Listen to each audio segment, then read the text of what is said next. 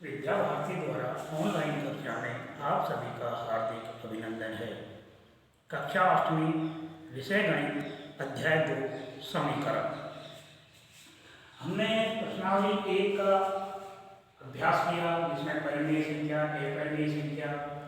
अब हम आज प्रश्नावली 2 प्रारंभ करते हैं।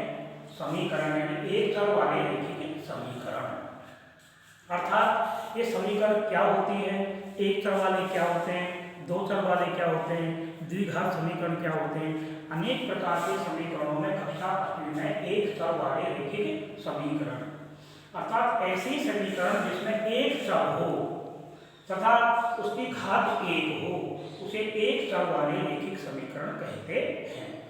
अर्थात एक चर जैसे x हो, y हो, p हो, q हो, a हो, b हो, एक चर होना चाहिए और उसकी घात भी अधिकतम घात एक हो, उसे कहते हैं अपन एक चर वाले रैखिक समीकरण। जैसे ये यदि अपन को 2x + 4 = 0, ये हमारे एक चर वाले, एक चर है इसमें x, ये अचर है, ये चर है, इसे कहते हैं अपन। अब यहाँ रैखिक समीकरण को जब हल करने का अपन अभ्यास सीखते हैं तो इस समीकरण का मुख्य भाग होता है बरोबर का चिन्ह। समीकरण में सबसे जो मुख्य भाग होता है वो होता है ये बरोबर का चिन्ह। यहाँ हमारे बरोबर के चिन्ह में एक तरफ होती है हमारी चर और एक तरफ अचर। हम कोई भी प्रश्न दिया जाता है तो सबसे पहले उनको चर और अचरों में परिवर्तित कर लें। इनमें एक दूसरे का आधार चर इधर है और इधर से इधर को लाएंगे हम, या इधर को कोई अचर पद है उसको इधर ले जाएंगे, तो उसे कहते हैं हम पक्षांतरण।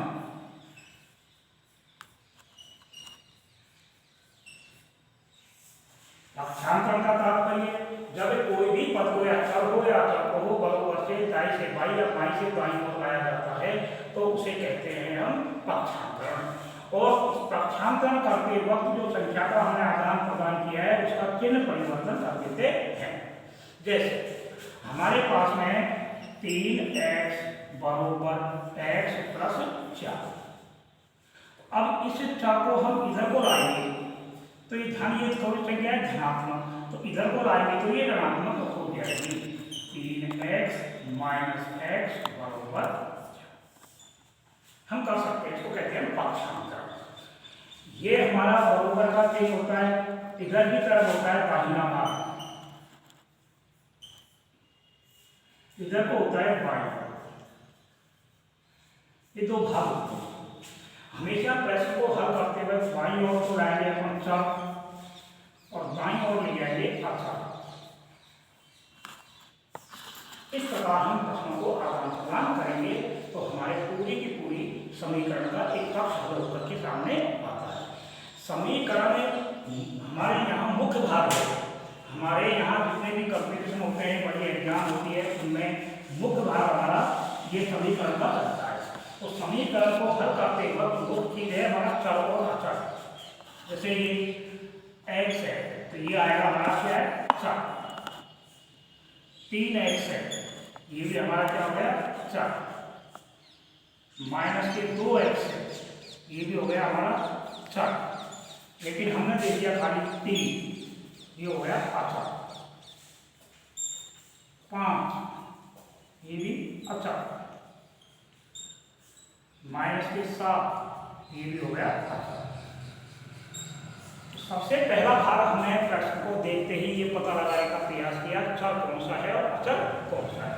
जिसमें x, y, z, a, b, c, p, q, r हो उसे कहेंगे हम चर, और जिसमें सारी संख्या हो, अंकगणित के अंकों का मान दिया गया हो, उसे कहेंगे हम अचर। अब आगे इसको जब हल करते हैं चर और अचर को दाईं से बाईं या बाईं से दाईं ओर ले जाएंगे तो उनको कहते हैं हम पक्षांतरण। प्रश्न को प्रारंभ करने से पहले मुख्य जो भूमिका होती है उसमें दो चीज पहले बताइए आपको। सबसे पहला है हमारा बरोबर का चिन्ह। बरोबर के चिन्ह से इधर को अपन लगाए चर, इधर की तरफ अचर। इनसे हम दाईं से बाईं या बाईं से दाईं कोई भी पद को लेके जाएंगे तो उसको कह देंगे अपन पक्षांतरण। पक्षांतरण करते वक्त जिस पद का पक्षांतरण किया है उसका चिन्ह परिवर्तन करेंगे। जिसकी का भी हमें चिन्ह में परिवर्तन, यानी धनात्मक संख्या को ऋणात्मक और ऋणात्मक संख्या को धनात्मक कर देते हैं। अब इन प्रश्नों को हल करने के लिए हमारी मुख्य चीज है, दो विधियां दे रखी है। एक तो हमको इतना मान दो गुना घटाना, एक तरफ खाली अक्षर बच गया, एक तरफ चर बच गया, या दूसरा पक्षांतरण विधि। इन दोनों प्रश्नों का अपन अभ्यास करेंगे। तो देखिए आप किस प्रकार इन प्रश्नों का दोनों विधियों से अभ्यास होता है। जैसे हमको प्रश्न दे दिया 5x + 4 = 2x, क्या दे दिया हमको 19। ये प्रश्न दे दिया, एक समीकरण दे दिया। तो प्रथम विधि कहते हैं हम जोड़ना अथवा घटाना। तो अगर यहाँ हमारे पास में धनात्मक कितने हैं 4, अगर इस पद में से दोनों पक्षों में से 4 को घटा दें तो ये 4 घटाएंगे तो ये 4 से 4 समाप्त हो जाएगा, खाली बच जाएगा 4। तो इसको तो कहते हैं हम बराबर विधि करने के लिए एक तरफ चर और एक तरफ। तो यहाँ लिख देंगे अपन दोनों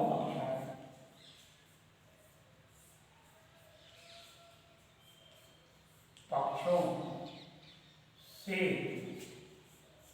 4 घटाने पर, दोनों पक्षों में 4 घटाएंगे तो आप आएंगे 4x + 4 - 4 बराबर 19 - दोनों पक्षों में से 4 को घटाया। घटाने का मतलब ऋणात्मक, जोड़ने का मतलब धनात्मक, गुणात्मक और भाग। हमारे समीकरणों में दोनों पक्षों में चारों विधि जो बाकी गुणा और भाग अगर समान रूप से किया जाए तो समीकरण के ऊपर कोई प्रभाव नहीं पड़ता है। हल करेंगे तो हमारे पास ये -4 है, प्लस का 4 है, धनात्मक संख्या और ऋणात्मक संख्या ये तो हो जाएगी हमारी 0। तो हमारे पास बच जाएगा 5x = 19 धनात्मक है और 4 ऋणात्मक है। दोनों अलग अलग चिन्ह है तो घटाएंगे, 19 में से 4 गए तो बचेंगे 15। फिर आगे हमारे पास 4 के पास में जो भी संख्या हो उसका हम देते हैं भाग। फिर यहाँ ये भी दे सकते हैं दोनों पक्षों में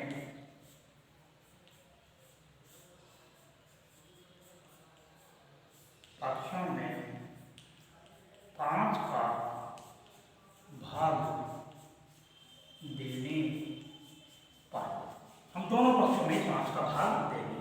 तो आप देखेंगे 5x = 15, 5 का भाग इसमें दे देंगे, 5 का भाग इसमें दे देंगे। मैंने अभी बताया था दोनों पक्षों में समान, चाहे घटाएं, चाहे जोड़ें, चाहे गुणा करें, चाहे भाग दें, हमारे समीकरण के ऊपर कोई प्रभाव ये हम इसलिए कर रहे हैं कि अपना खाली 4 पद ला रहे हैं। 5 का भाग 5 में देंगे तो समाप्त हो जाएगा, कट जाएगा, तो बच जाएगा x। 15 में 5 का भाग देंगे तो 23। ये तो कहती है हमारी, अब हमको एक तरफ चर को लाने के लिए उसको जोड़ बाकी गुणा भाग करें। दूसरी विधि हमारी पक्षांतरण विधि, ये छोटी एंड सरल तक विधि पड़ती है। जैसे हमको दिया है, सवाल दिया था 5x + 4 = 19। तो इसमें यहाँ एक चर है, ये अचर है, ये अचर है, अचर को इधर की तरफ लाना है, यानी पक्षांतरण करना। तो यहाँ लिखेंगे अपन पक्षांतरण करने पर। तो आप देखेंगे 5x = आता है 19, तो हमारा यही इसका ऋणात्मक को इधर को लाएंगे तो ये हो जाएगा ऋणात्मक। 5x = बचले 15।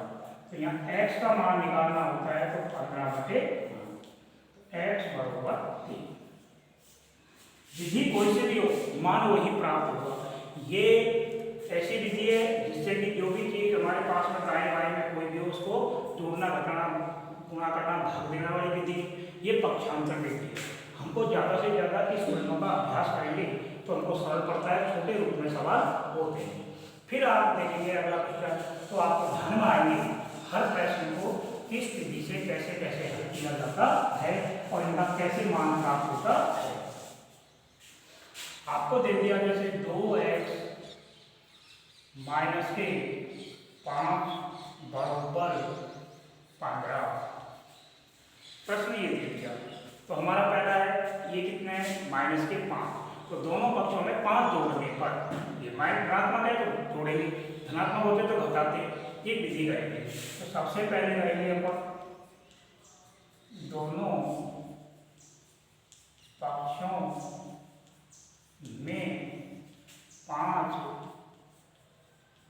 जोड़ने पर, दोनों में जोड़ेंगे 2x माइनस 5 प्लस 5 बराबर 15 प्लस 5। तो आप देखेंगे 2x बच जाएगा, तो क्या हो जाएगा, तो मतलब समाप्त हो जाएगा, बराबर 15 5 20। अब यहाँ दोनों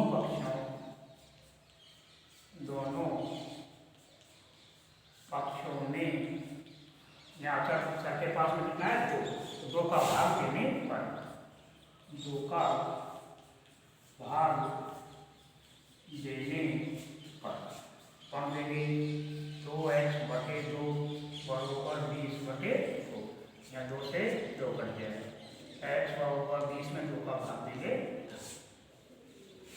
अब इसको पक्षांतर विधि से करते हैं, तो ध्यान दीजिए 2x माइनस 5 बराबर 15, यहाँ माइनस 5 का क्या करेंगे पक्षांतरण, पक्षांतर करेंगे तो ये ऋणात्मक संख्या है, हो जाएगी तो ये हो जाएगी धनात्मक, 2x बराबर 15 इसको लिया तो प्लस के 5, 2x बराबर होते हैं हमारे 20, तो x बराबर हो जाएगी 20 बटे 2, x बराबर आ जाएगा।